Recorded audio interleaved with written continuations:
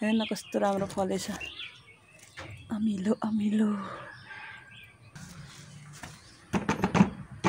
पानी खाएर भुँडी गर्छ ओइ गर्छ भने के गर्नु धोबी घाट सुरु भयो धोबी घाट के गर्यो अर्काको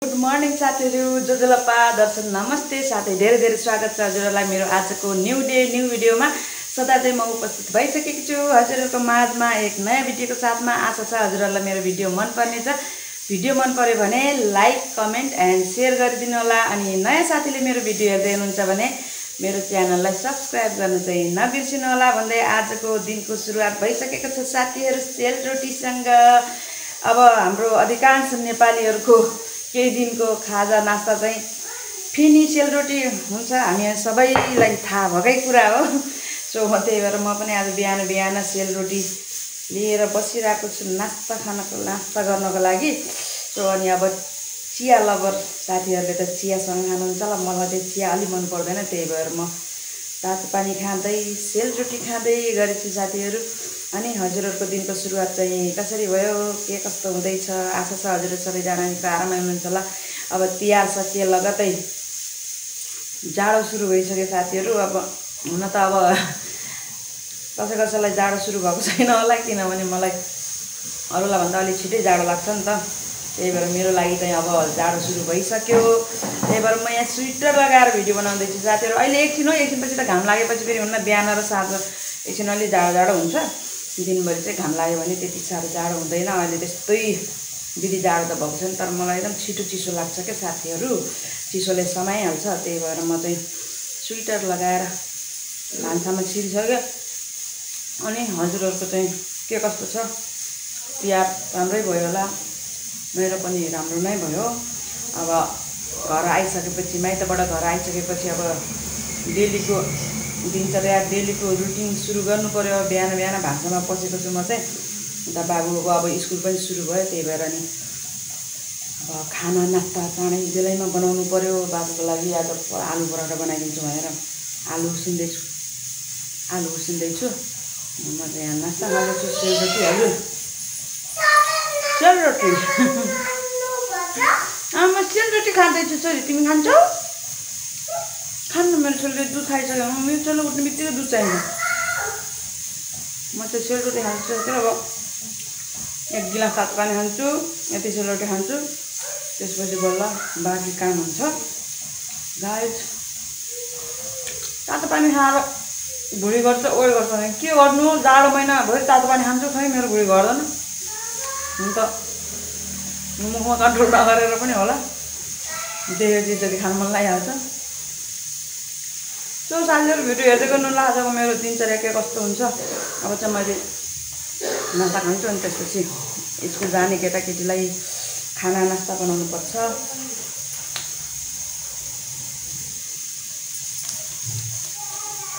सो साथीहरु अब चाहिँ म खानासाना बनाइसकेँ अब नास्ता बनाइदिँदैछु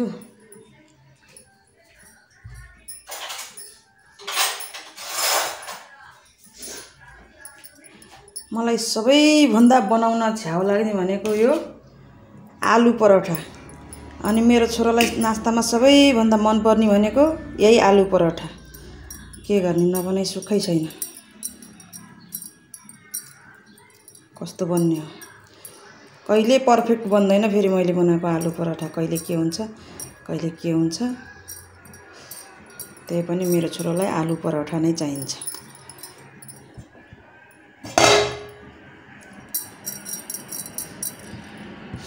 गाह्रो छ जिन्दगी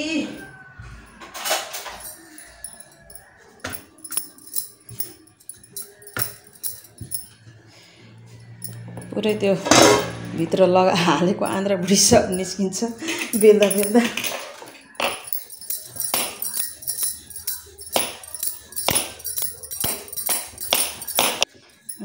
मेरो छोरालाई फेरि त्यो बाक्लो मन पर्दैन आलु पराठा पनि पातलो हाल्नुपर्छ सरलाई पातलो बनाउँदाखेरि पुरै आलु बाहिर निस्किन्छ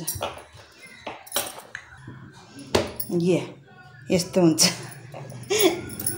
धेरै पातलो बनायो भने सब आलु निचोरेर बाहिर निस्किन्छ मैले बनाउँदा मात्र यस्तो हुन्छ कि अरूले बनाउँदा पनि यस्तै हुन्छ खै मैले बनाउँदा त यस्तै हुन्छ गाइस।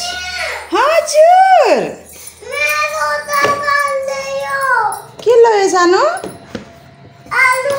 हो बडी बडी मेरो छोरीको आलु लैदियो दादाले। धेरै भयो क्या हो अरूले त कति धेरै हालेर बनाउँदा पनि कस्तो राम्रो बन्छ। मैले त आलु धेरै हालेर बनाउनै सक्दिनँ हौ। छोरालाई फेरि आलु धेरै चाहिन्छ पराठामा।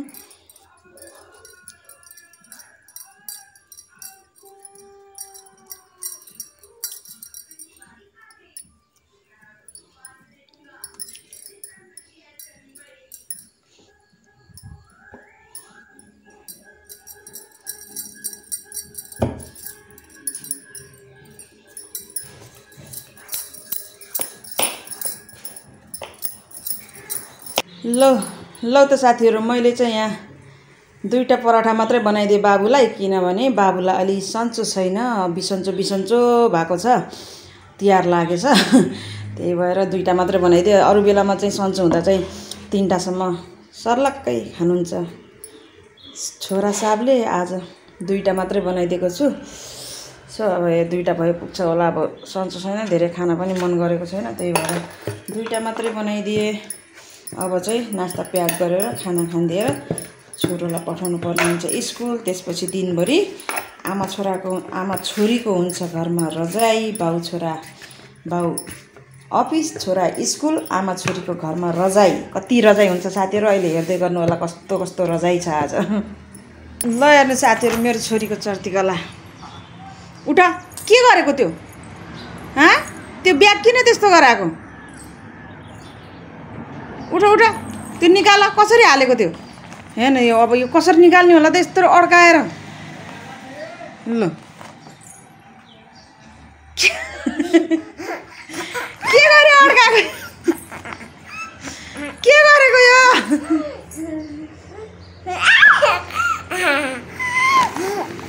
निकाल्यो अब कसरी निकाल्ने निकाल। जसरी हाले थियो त्यो त निकाल।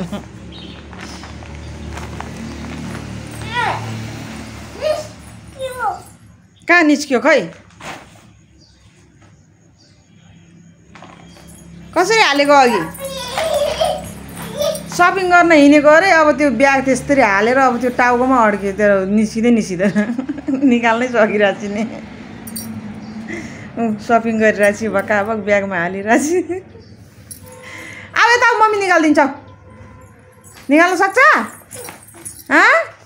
कति सपिङ गर्यौ त?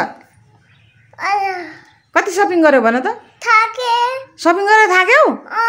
कति गर्यौ सपिङ? सपिङ कति गर्यौ भन त? छिटो ल उठ, यो निकालौँ। उठ भएन यो यस्तो जम्मै अड्के घाँटीमा। अलि ल खै यताबाट निकाल्नु। यहाँबाट हात छिराउ। अलि कसरी छिराएको हो त नि यस्तोमा? निकाल।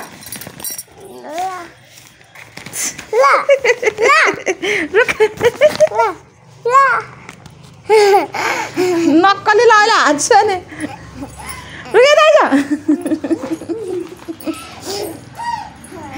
यहाँ म निकालिदिन्छु। अहिले चोट लाग्छ अहिले।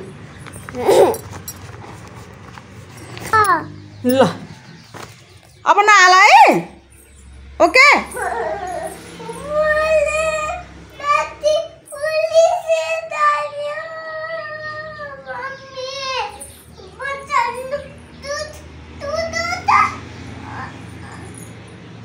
के गरेको?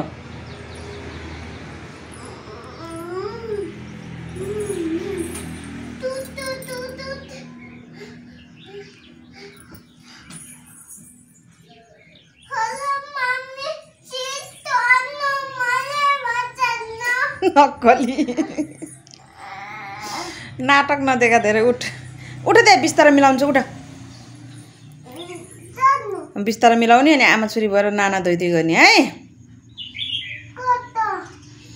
बाहिर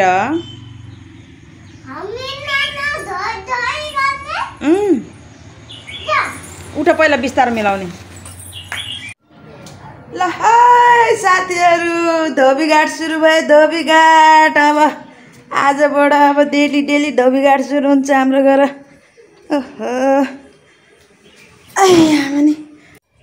ल त साथीहरू मेरो आजको धोबीघाटै छ हामीले आज दिनभरि आमा छोरीले रजाइ गर्ने चाहिँ यही लुगामा हो। अब यति लुगा धुँदा रात पर्ला जस्तो छ। आज पनि धोएर भ्याउँदिनँ जस्तो छ मैले आज यो लुगा। खै थाहा छैन, नक्कली कपडा धुन सक्ने बेलामा एक जोडी कपडा धोइदिए छोरी भन्यो भने कता पुग्ने थाहा छैन। अहिले म लुगा धुन्छु भन्दै तम्सिन्छ मेरो छोरी।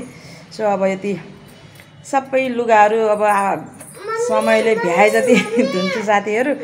अब चाहिँ म यो सबै लुगा धोइसकेपछि बल्ल आउने छु हजुरहरूको माझमा। लु मेरो छोरीलाई हाई भन्नु पऱ्यो ल भन्। हाई खै खत्तम। एमा फिनी रोटी बनाएर राखेको यो छिटुवा डालिया सबै खत्तम। अब यसलाई धुनुपर्छ भन्देऊ छोरी। अब यसलाई धुनुपर्छ। सबै सकियो ल भयो। क्यामेरा अन गर्ने बित्तिकै हाई भन्नुपर्ने मेरो छोरीलाई। क्यामेरा अन गर्दै पछि हाई भन्नुपर्छ उसलाई, एकचोटि भनेर हुँदैन। ल म राखेँ है, बन्द गरौँ भयो।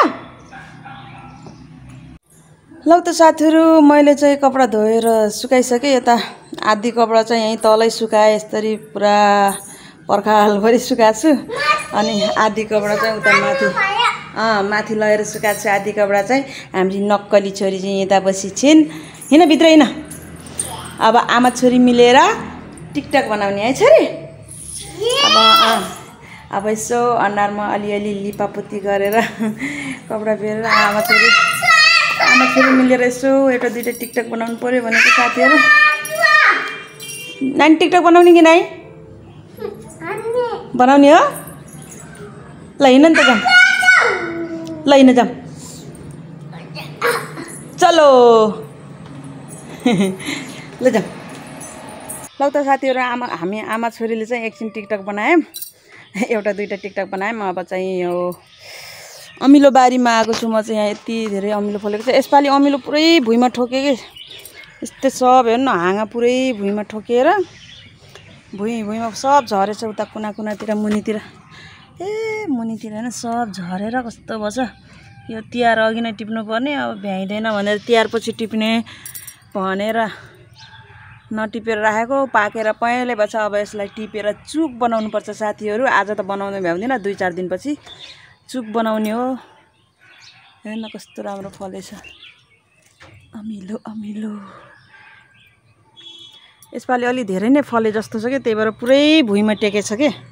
कहिले हुन्थेन यस्तो, यसपालि नै यसरी अमिलोको बुटोले भुइँमा टेकेको। नत्र जहिले सुकै माथि हुन्थ्यो, अलिअलि फल्थ्यो, टिपिन्थ्यो। अहिले चाहिँ यस्तो भएको छ। त्यही भएर अब यसलाई चाहिँ सब टिपेर राख्नु पर्यो। अनि 2-4 दिनपछि अलि ओइलाउँछ, अनि निचार्न पनि सजिलो हुन्छ। त्यसपछि बल्ल बनाउनु पर्ला निचोरेर चुक। सबै चारैतिर भुइँमा टेकेछ कि हाँगाले, टिप्न पनि गाह्रो होला जस्तो छ। पोहोर त माथि थियो र टिप्न सजिलो हुन्थ्यो। माथि पनि छ, तल पनि छ कि हेर्न, यति माथि पनि फलेको छ। सो गाइस अब यसलाई टिपेर 2-4 दिनपछि चुक बनाउनु पर्छ।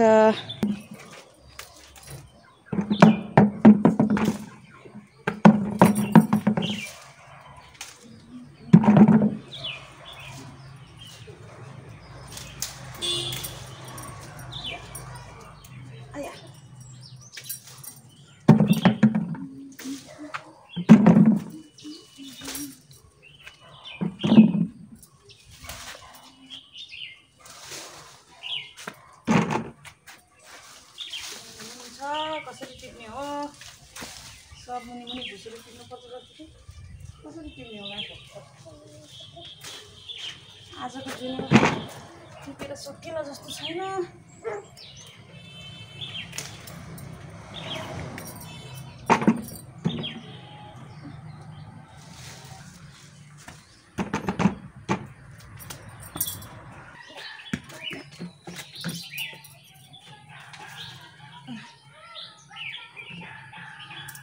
ल एकतिरको टुप्पो टिप्दैमा यत्रो भयो, यत्रो रुखको कसरी टिप्ने होला।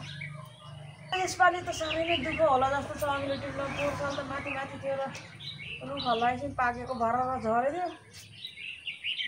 यसपालि गाह्रो होला जस्तो छ अमिलो टिप्न गाइस। कसरी टिप्ने हो? सत्राङ्गै सुत्दैछ भुइँमा। यो भित्र घुस्यो भने काँडाले कोप्छ, नघुस्यो भने अमिलो पाकेर लट्रमै गर्छ। अब हाँगै काटेर झार्नुपर्ने हो कि माथि माथिको आँखाले देखेको जति पहेँलो टिप्छु, अब आँखाले नदेखेको जति हाँगा काट्दै टिप्दै गर्ने। अब के गर्ने त, त्यही त जुगाड गर्नु पऱ्यो। ल त साथीहरू, मैले चाहिँ अमिलो धेरै टिपेन, यसो दुई तिन बाल्टी मात्रै टिपेँ। अब यो पहेँलो भएको झर्न लागेको जति टिपेँ। अनि अरू चाहिँ अब यस्तै छ। हरियो छ। यो हाँगा यो तलतिर जम्मै नुगेको हाँगाहरू सबै काटेर अनि बल्ल टिप्न पर्ला जस्तो छ, नत्र अनि टिप्न अलिक गाह्रो होला जस्तो छ गाइस। अब चाहिँ आजको भिडियो चाहिँ म यहीँनिर इन्ड गर्छु। अब यो अमिलो चाहिँ 2-4 दिनपछि यसलाई फेरि यो हाँगा बचेको अमिलोहरू सबै टिपेर अनि धोएर काटेर निचरेर पकाएर चुक बनाउनुपर्छ साथीहरू। के गरेको छोरी, नगर न। सो आज चाहिँ धेरै टिपेन साथीहरू। मैले त्यो पहेँलो अलि पाकेको जति मात्रै भुइँमा झर्न लागेको जति मात्रै टिपेँ। अरू अझै हरियै छ नि त, राम्रोसँग पाकिसकेन कुनै, त्यही भएर सबै टिपेन, पहेँलो टिपेँ। अब यो तलको चाहिँ यो सबै यो हाँगा काटेर अनि बल्ल टिप्नुपर्छ। यो भित्रभित्र घुस्नै सकिन्न, पुरै भुइँमा ठोकेछ। अब हात त्यत्तिकै घुस्नु पनि काँडाले कोप्छ, अमिलोको काँडा यति लामो काँडा छ। त्यही भएर आज चाहिँ पहेँलो मात्रै टिपेँ। अनि हजुरहरूलाई मेरो भिडियो के कस्तो लाग्यो सल्लाह सुझाव दिनु होला। आजको भिडियो चाहिँ म अब यहीँनिर इन्ड गर्छु। भिडियो जे जस्तो लाग्छ सल्लाह सुझाव दिनु होला। भिडियो मन पऱ्यो भने लाइक, कमेन्ट एन्ड सेयर गरिदिनु होला। अनि नयाँ साथीहरू मेरो च्यानलमा आउनुभएको छ भने मेरो च्यानललाई सब्सक्राइब गर्न चाहिँ नबिर्सिनु होला भन्दै आजको भिडियोबाट चाहिँ म बिदा हुन्छु। यतिन्जेलसम्म भिडियो हेरिदिनु भयो, साथ सपोर्ट दिनुभयो, त्यसको लागि हजुरलाई धेरै धेरै धन्यवाद। थ्याङ्क यू सो मच भन्दै जहाँ जे जस्तो अवस्थामा हुनुहुन्छ स्वस्थ व्यस्त मस्त रहनु होला। By by.